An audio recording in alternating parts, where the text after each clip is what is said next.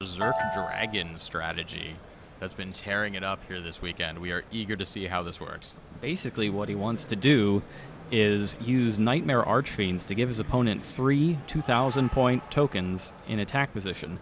When they're destroyed, the person who had them will take 800 damage. Meanwhile, he is going to be trying to summon Berserk Dragon off of a Deal with Dark Ruler, which he can activate if a level 8 monster under his control is sent to the graveyard that turn. It's a quick play spell, also counts as an Archfiend card. So what he's going to try to do is combine the Archfiend strategy with Berserk Dragon and hopefully come up with a giant pile of damage. Where he might run into trouble, though, is that his opponent is playing Geargias with Fire Hand and Ice Hand and a giant pile of traps. In addition, Ridley is teching one copy of Needle Sealing, which might become relevant in that he can eliminate the Nightmare Archfiend tokens. In terms of blocking traps and getting his plays through, Garcia's got a full set of Mystical Space Typhoons, a couple trap stuns, and a couple wiretaps. Also somewhat interesting, instead of playing the wiretap 7-tool split, Ridley is playing triple wiretap and double Mystical Space Typhoon. All right, we're getting a very good shuffle here. It's always important to sufficiently randomize your deck, not only for fairness, but because if you're counting on mathematics to have your back in getting the right ratios of cards, you better properly randomize that thing or all the math goes out the window. Neither competitor wants to lose this match to a brick hand. This is exceedingly important. Rolling 2 dice, 3 for Ridley versus a 9 for Garcia. He's won the roll.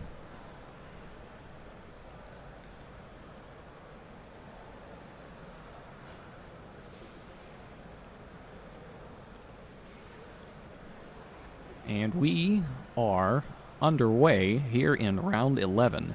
Absolute must-win for both players, just to get into the playoff rounds, where you'll be faced with another series of must-wins. Opening with the tour guide, probably for the Archfiend Eris. Yep. Good sign, getting that search power going early.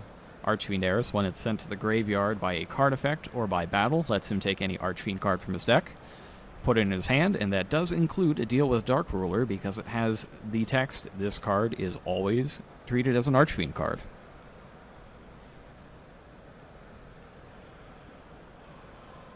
Also like that he's playing the black sleeves with the Infernity deck, or not the Infernity deck, the Archfiend deck. I'm assuming that's an Xyz summon. That's it's a fascinating, very angular. I've never seen an angular overlay like that. In the number 49 Fortune Tune. Okay. I'm a big fan of Fortune Tune. It's untargetable by monster effects. It can protect itself from destruction by detaching materials. You gain life points every turn to help you stay in a long duel, and after it's destroyed, you get to shuffle back the materials used to make it. Well, any 2 level 3 monsters really to your deck. And your opponents usually have to read it. Always a good sign. Always good when your opponents don't really know what your cards do. Yeah, it's a huge advantage, especially in such a high-pressure round. Like, if he has to keep on reading those cards, he's going to forget what his own deck does, even though it is Geargia, and it's not the most difficult strategy to play in the world. 2 Speller Traps finish things up for Garcia, and Ridley's up. Ridley preference playing Geargia with hands. 2 of each. All right, and he's certainly taking his time to think about that Fortune Tune. And they're going back for the second reading of Fortune Tune. Fortune Tune immune to Fire Hand. Huh. Not that there are many ways for Fire Hand to get blown up in this scenario. Though Garcia could do it with impunity. Geargia Arsenal hits the table. Geargia Arsenal's up first. I can't tell if that was an attack or, hey, would you like to read Geargia Arsenal? It looks like the latter. Garcia doesn't appear particularly impressed. Tosses it back over. Torrential Tribute is activated. Fortune Tune, of course, can protect itself. What is... All right. So what I believe he's trying to do here is chain Book of Moon to the Torrential Tribute to flip Fortune Tune down so that Fortune Tune's continuous effect to keep it from being destroyed will not be applied. If that's the case, then Eris will be sent to the graveyard due to game mechanics instead of by the card effect. And therefore, Garcia would not get the search. So that is what's happening here. Seems to be the communication that's going on. Looks like there's an argument over, hey, you didn't give me time to chain stuff.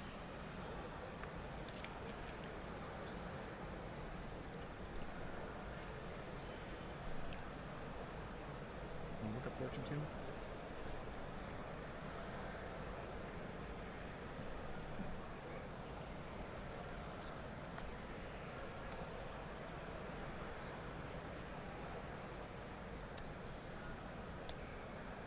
The actual argument is, hey, you can't target Fortune Tune with Book of Moon.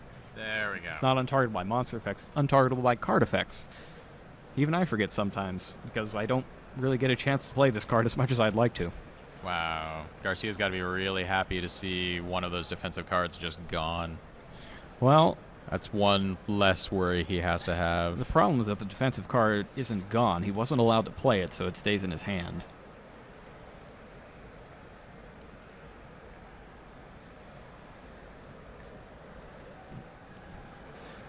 There's still confusion going on here. Okay. So basically what we're seeing now is the Eris search, and at the same time, it looked like Ridley wanted to tribute his Geargia arsenal for a second there, which he obviously cannot do since it is no longer among the living. Torrential Tribute destroyed it. Nightmare Archfiends is the search from Eris that lets Garcia tribute one monster to put the 3 tokens on his opponent's side of the field. They're 2,000 attack. And they're kind of like Ojama tokens in that they deal damage when they're destroyed. In this case, 800. So Garcia's doing a great job of assembling his combo, and he knows that his opponent has Book of Moon somewhere in that massive back row wall of 4 cards.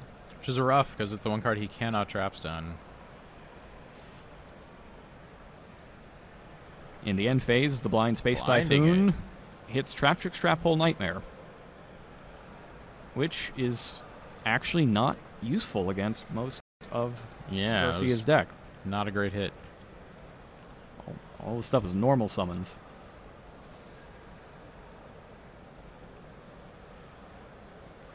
Alright, and we can see a bit of his hand up there. It looks like he's got a Berserk Dragon in there. I think I saw Archfiend Emperor, the first Lord of Horror. Another Eris. Another Eris.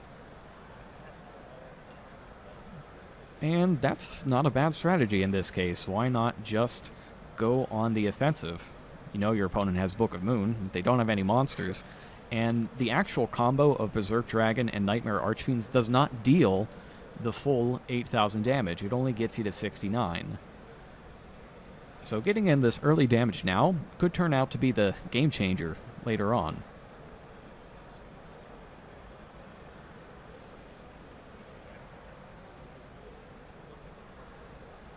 Looks like they're doing the math here.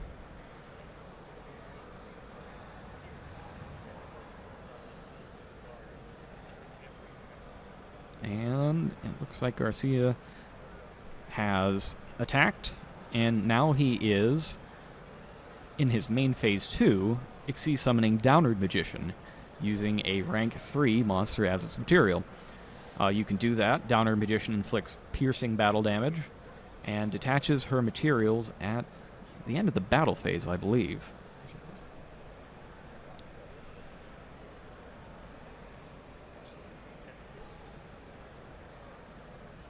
At the end of damage calculation. Yeah. If it attacks or was attacked after damage calculation, you detach. Alright, so that's another source of offense for Garcia's deck. Ridley's up. He normal summons Geargia Accelerator, which tends to not be a good sign if you are the Geargia player. Yeah, that's surprising. More surprising is that he's chosen to attack the Eris. Willingly hands him another search effect. It could be that he's not necessarily given up on this duel, but he's decided to use it to his advantage to figure out what exactly Garcia's combo is. One thing you could do if you don't think you can win is at least force your opponent to play out their cards and figure out exactly what you're going up against for the next 2 games. Of course, at this point, you don't want to take any game lightly.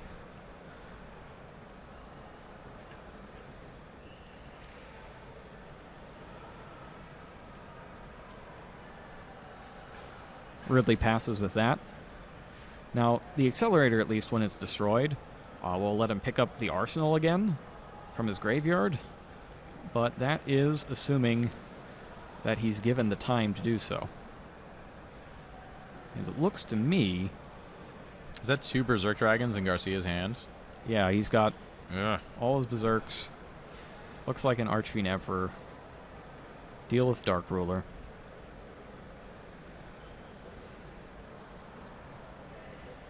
And a Fiendish Chain for the second tour guide from the Underworld. Now, he may be considering tributing her off to the Nightmare Archfiends. Doing that will get her off the field by the time Fiendish Chain resolves and let him take his search.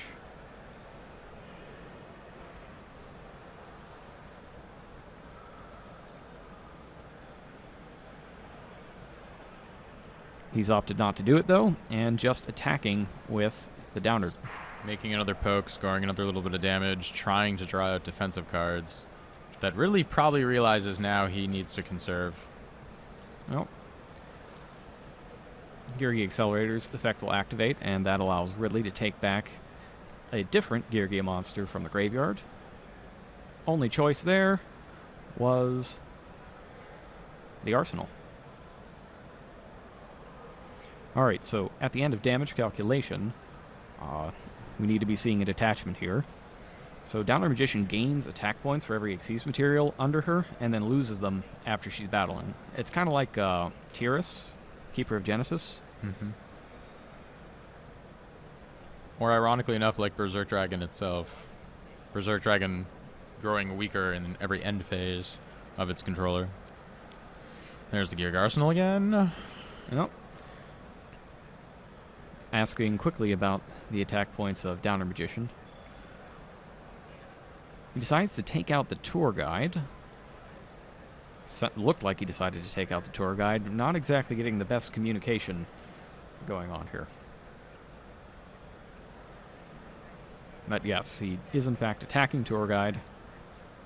Ridley seeming to understand at this point he needs to stem the bleed and play as aggressively as possible so that he can end this before a combo comes together. Fortunately, still trapped in that Geargia early game, but trying to do what he can to get some action going. Geargia Armor comes out in defense position. It's still game 1, so that's probably going to be flipped face down. But we have been seeing people in games 2 and 3 leaving it face up to avoid Nobleman of Crossout. Very common this weekend. Not an issue right now, though.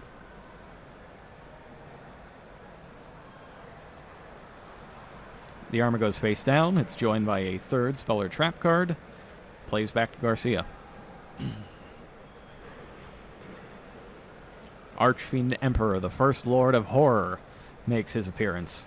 It's a level 8 monster, but you can normal summon it without tributing if you have its attack and defense points. And it also will explode during the end phase. It acts kind of like a miniature Dark Arm Dragon. Yeah, it lets you banish one Archfiend card from your hand or graveyard, preferably graveyard, to target and destroy one card on the field. It also restricts you from non-fiend special summons, though. So you got to be careful of that. The Heiress is banished. The target is Geargia Armor. No response from Ridley, and Geargia Armor is destroyed. So Ridley's in trouble now, correct? He's in extreme trouble. If he doesn't have enough defensive cards, like if he can't negate the Nightmare Archfiends, that's sure to happen after First Lord of Horror makes its attack, he is going to be out of this. His life points are also low enough that the combo could take him out as well, even if he has answers here. It's true. If he takes, what would it be, 23 and 15, 3,800, that would leave him... Yeah. No, it would leave him just out of range of the Nightmare damage destroying the rest of his life points, but the Berserk Dragon will get him, even if he were to have a Needle Sealing or something. Yeah. Alright. It's looking like Compulsory Evacuation Device took out the Downer Magician, sent her back to the extra deck, but it is still the battle phase, and it is First Lord of Horror's turn to bat.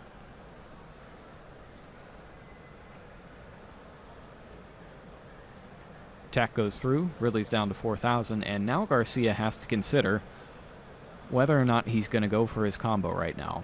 He's got the deal. He's got the Nightmare Archfiends. He's got the level 8 monster to tribute. All the conditions are correct, but he knows that Ridley has Book of Moon face down. With Book of Moon, his Berserk Dragon isn't going to make it. It's only got 0 defense points. I say it's only got, it hasn't got any defense points. At the same time, there's that pressure of having, oh, and he's... I think that's the smart play there. Yeah, because he saw that Book of Moon from the misplay earlier, he knows he hasn't got game. Garcia moving to his end phase, letting the Emperor go. Very smart. Geargia Mark II comes down for Ridley. It's going to special summon him back, a level 4 Geargia monster.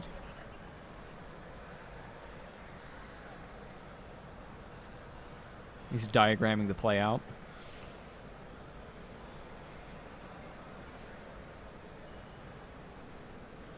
And Geargia Armor comes back.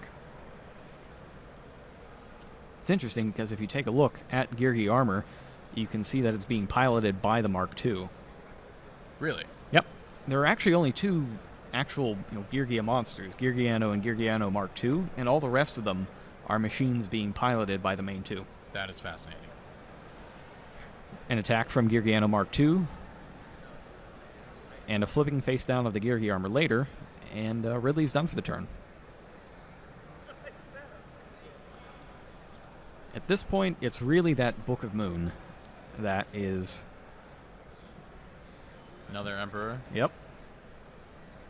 And he gets another shot at taking out the Book of Moon. If he gets it, I believe he wins this turn, barring another defensive trap.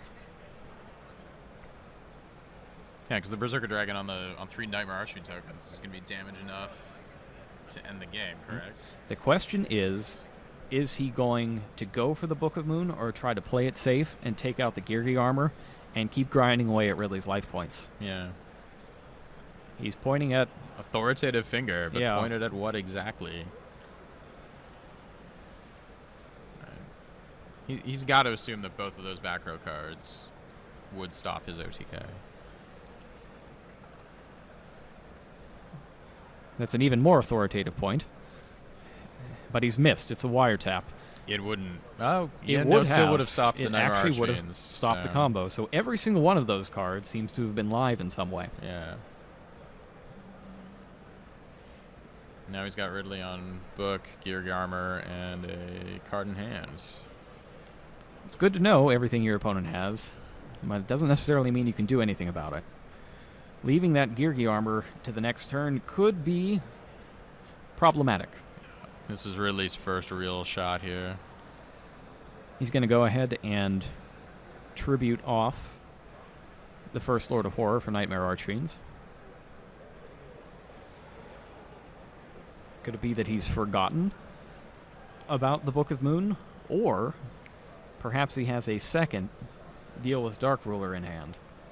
Second Duel with Dark Ruler is, I think, his only out to that. He's not playing anything that would let him play through the book.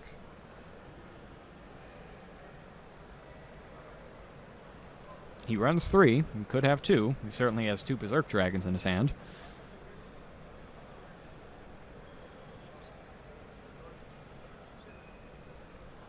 All right, the tokens make their appearance. Deal with Dark Ruler is next. And from a brief look, it does not look like he has it. No second Deal with Dark Ruler in that hand.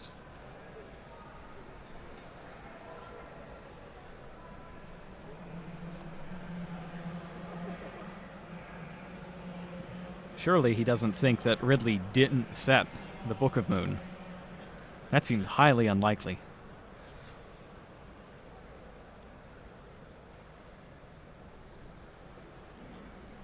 The problem here... Are we missing something here? Has something been said? Has something been done?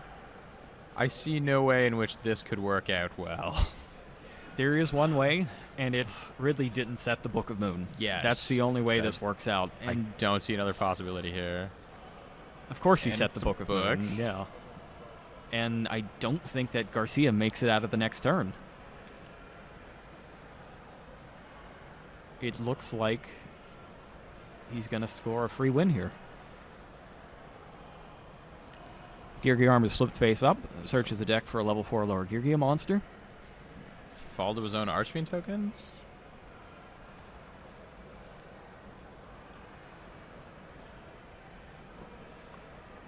Probably looking for another Geargia arsenal, I guess, since it'd be the highest attack points. Yep, there it is.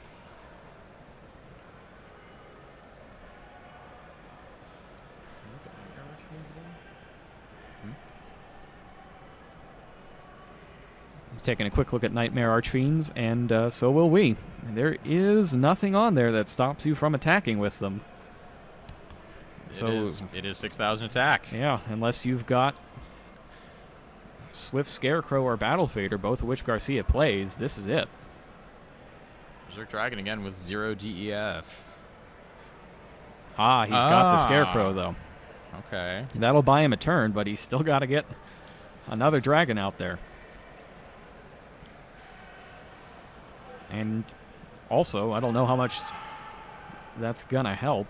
I don't think he had the, even if he like rips one of the combo pieces, I don't think he has the other one. Oh, I mean, I guess he could trade into something. Rip, trade in Yeah, into trade a level in. 8 something to get it off the field and a deal with Dark Ruler. So he's got enough life points where he could trade into 3rd Archfiend Emperor, 1st Lord of Horror, and deal with Dark Ruler. Yeah. He could crash. He's already played 2 Emperors. Can you look up deal with Dark Ruler? Can you use that in the damage step? Yeah. So he'd have to draw a trade-in, get to the other Archfiend Emperor, 1st Lord of Horror, and a deal with Dark Ruler. And Ridley would have to leave his monsters all in attack position so that he could crash them. Or actually, can Archfiend Emperor destroy itself with its ability? I don't believe it Archfiend can. Emperor, I believe it can destroy itself, actually. destroy Let's itself? double check on that. Once per turn, you can banish one Archfiend card from your hand to graveyard, then target one card on the field and destroy that target. No, I stand corrected. He could destroy the thing himself. Did he rip a trade-in? And there's a back row card to worry about now. Interestingly enough, though, while Ridley put the rest of his monsters in defense position, And that's he a left the concession. tokens, but it didn't matter. Yeah. Oh, it seems that Garcia just forgot about the Book of Moon, or just really hoped that it Really wasn't hoped there. he just wouldn't use it, maybe. I mean, at that point, maybe he knew it was over. Like, drawing into 2 Berserk Dragons, opening with 2 dead cards in a combo-heavy deck like this is extremely difficult to overcome. Ridley's got to be feeling good about himself right now, though. He is up 1 game against a combo deck that there's no way he would have expected to see this weekend. And that's the exact last thing you want to run into in the very last round of the day when you are fighting for your spot in the playoffs, is something completely out of left field that no one could have expected. Ridley side decking a pair of Mind Crush that could become relevant here. Yep. It's very good against those searches from the Heiress. From Garcia's side, he's got... I mean, he could try to play a skill drain game with his Beast King Barbaros and the Archfiend Emperors. Other than that, I mean, he can stop things from being banished. If you're going to put an He's Imperial side Iron decking Wall, but that doesn't Prohibition. super help. Prohibition for Book of Moon would have got there last time. Nobleman of Extermination might be handy. Take out an entire trap line. And, well, there's always Swords of Revealing Light if you just need to buy more turns. But Ridley is main decking Mystical Space Typhoon, so it might not work out. And can easily make rank 4 answers. Effectively for free. Definitely going to be an uphill battle for Juan Garcia if he's going to take this strategy to the top 64. Especially now that he's lost the element of surprise and Yeah. lost the game along with it. Game 1 was essentially his strongest shot here. Gonna need the heart of the cards. Don't know what to tell you. I think we've seen stuff like this, though. I mean, think about Rank Up Magic the 7th one. You put that card in your deck, and you're like, yes, I believe that the heart of the cards will guide me, and I will draw Rank Up Magic the 7th one, and the person sitting across from me will be very sad. They'll be confused and then fall into a deep, deep depression. He's going to have to read a lot of text on a lot of cards, but all of them adds up to ouch.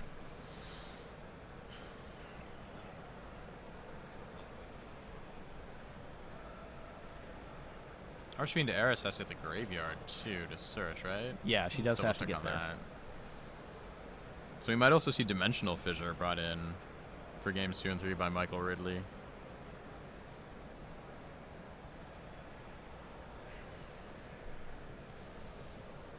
On the Geargia side, just as a fun note, so, I mentioned that most of the Geargia monsters are just vehicles being driven. Mm-hmm.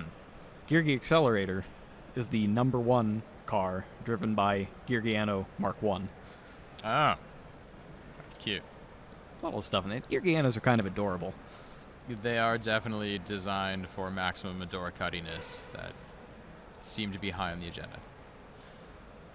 You'd think it'd be difficult for them to be cute since they're machines and gears and that sort of thing, but it kind of works. They got there. Didn't work with the gadgets so much. I think it's because the gadgets don't really have eyes.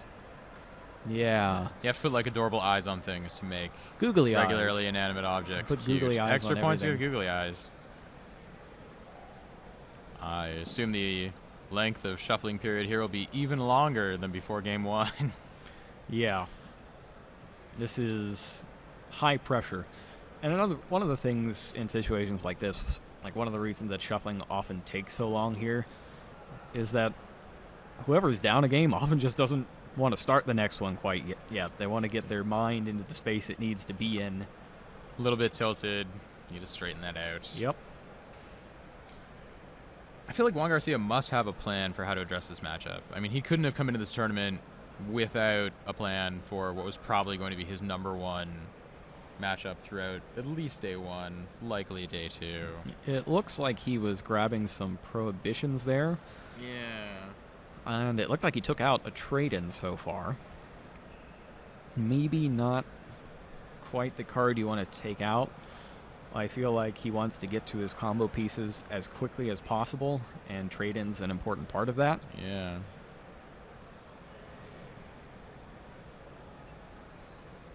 Especially going first when he has that extra card to put together like that, Yep. that 2 for 2. He gets a with free turn greater to set up ease. whatever he wants. Yeah. For those of you watching at home, yes, that was Mathematician in Juan Garcia's deck, which we did not see in game 1, but it is there. It'd be a great thing for him to open with game 2. Yeah. Mathematician sending Eris to the graveyard immediately triggers her search ability, and then he gets another card out of it when the Mathematician gets run over.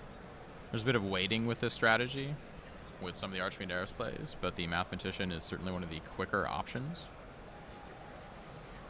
Juan Garcia still appears to be deliberating on his side decking decisions. He's got to be careful not to take too long, and you only get 3 minutes to be ready for the next game in between matches. Plan or not, he's got to be under more pressure right now than he has been all weekend. This is all the chips. This could be the end of a very long road for Juan Garcia. And it'd really be a shame, I think.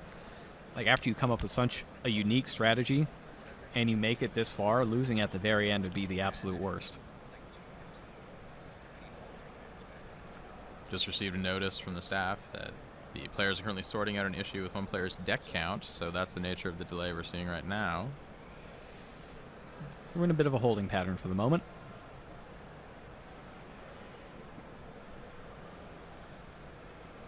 It looks like they're ensuring that the correct number of cards have been swapped and that it was even. Mm-hmm.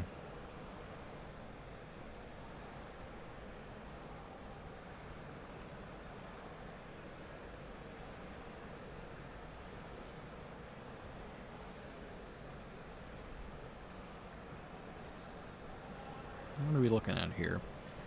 Is that... Okay, that was a wiretap.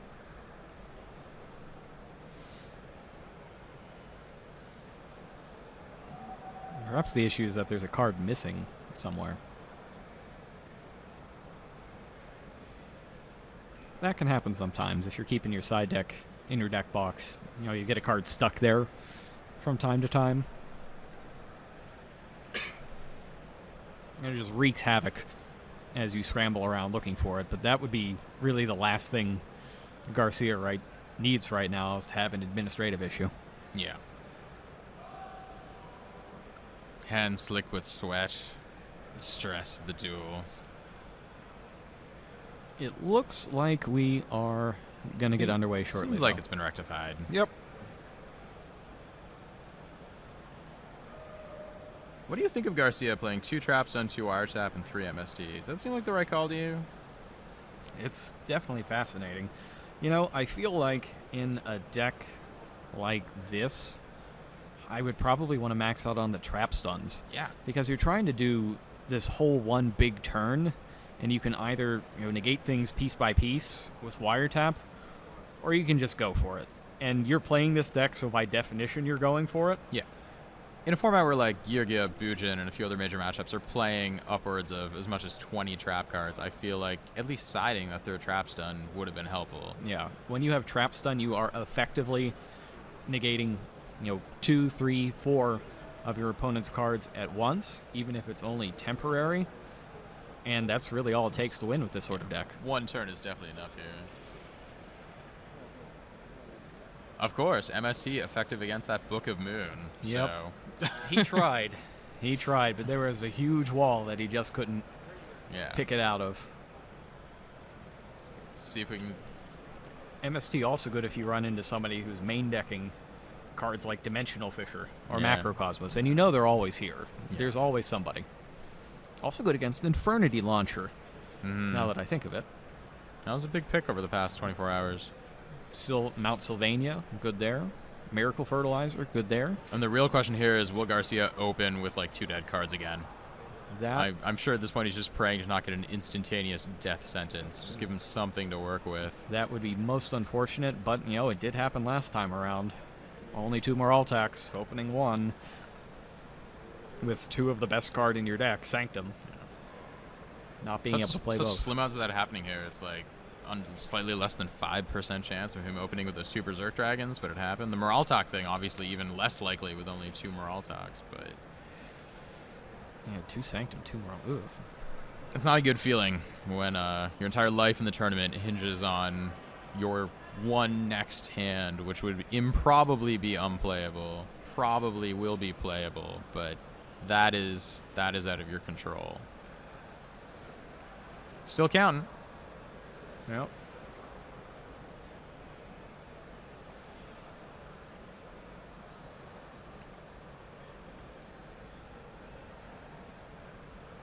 Wiretap is such an interesting card. Like, that card released and it just completely changed everything, and not in the way that people would have guessed. So a card is introduced that has no cost, negates a trap, it's a counter trap. Yeah. And then trap counts skyrocket higher than ever before. Yeah. Let's just play around this by playing all the trap cards.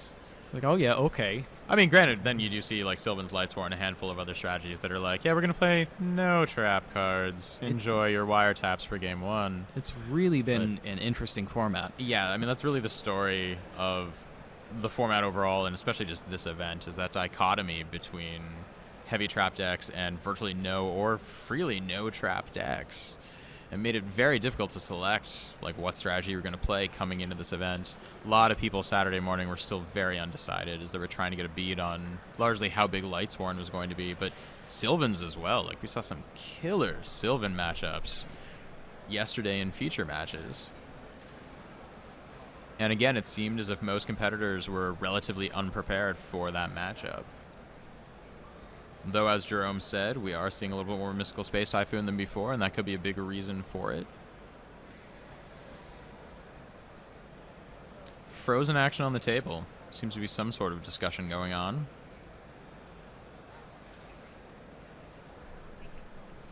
All right, I've received an update from the table. It turns out that the deck issue was actually what we had surmised, that there was a card stuck in his deck box, but it was stuck there during game 1.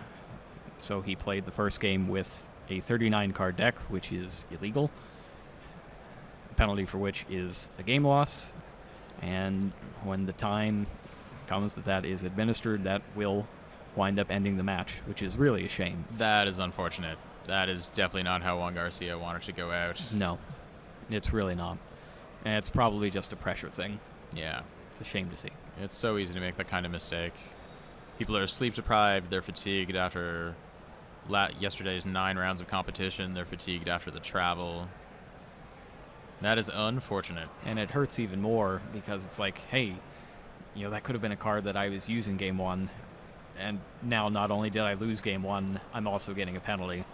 Yeah, I would love to know what card that was. Clearly Clearly wasn't a Berserk Dragon. Archfiend's Roar, I'm told. Wasn't Archfiend's Roar, okay.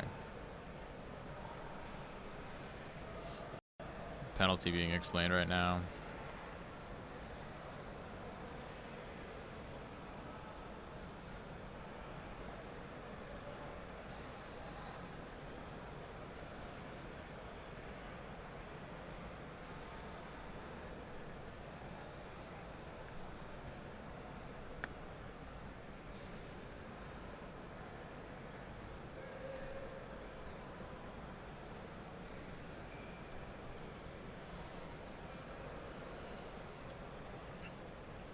One also has to think Michael Ridley, not the way he wanted to win this either. No, that's the other thing. It's really awful, you know, as an opponent when you just want to play the game. Yeah, not a and good get feeling. it done that way, to have something like that happen.